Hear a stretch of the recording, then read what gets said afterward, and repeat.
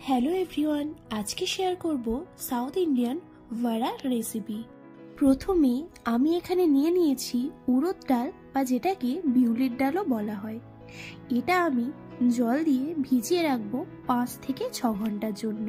এখানে আমি এটা আগের দিন রাত্রে ভিজিয়ে রেখেছিলাম। 6 থেকে 7 ঘন্টা পর ডালটা খুব ভালোভাবে ভিজে একদম ফুলে যাবে।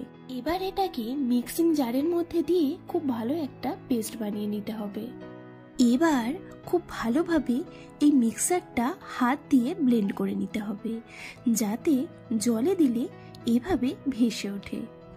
তারপর এর মধ্যে দিয়ে দেব কেটে রাখা কাঁচা লঙ্কা, ধনেপাতা, পেঁয়াজ, সামান্য গোটা জিরে আর কিছুটা লবণ। সবকিছু আবারও খুব ভালোভাবে হাত দিয়ে ব্লেন্ড করে নেব।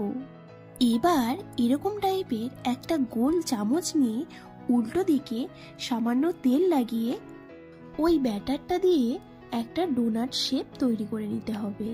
এবার গরম তেলে লালচে করে ভেজে তুলে নিতে হবে।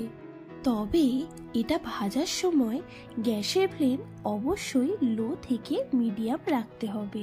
এর সাথে আমি বানিয়েছিলাম বাদামের একটা চাটনিও। কড়াইতে 2 কোয়া রসুন, 2টো কাঁচা লঙ্কা আর কিছু চীনা বাদাম হালকা ড্রাই রোস্ট করে মিক্সিতে পেস্ট করে নেব। ঝালের পরিমাণ অনুযায়ী লঙ্কাটা আপনারা কম বেশি করতে পারেন। এবার সর্ষের তেলে গোটা জিরে, কয়েকটা সর্ষে, সামান্য কারি পাতা আর লবণ দিয়ে একটা তড়কা দিয়ে নেব। চাটনিতে এই তড়কাটা দিলে ফ্লেভারটাও অনেকটা এনহ্যান্স হয়। এবার দুটো একসাথে গরম গরম পরিবেশন করুন। সাউথ ইন্ডিয়ান এই রেসিপিটা অবশ্যই বাড়িতে একবার ট্রাই করবেন। ভিডিওটা ভালো লাগলে লাইক, কমেন্ট এন্ড সাবস্ক্রাইব। দেখা হচ্ছে পরের কোনো ভিডিওতে। টাটা।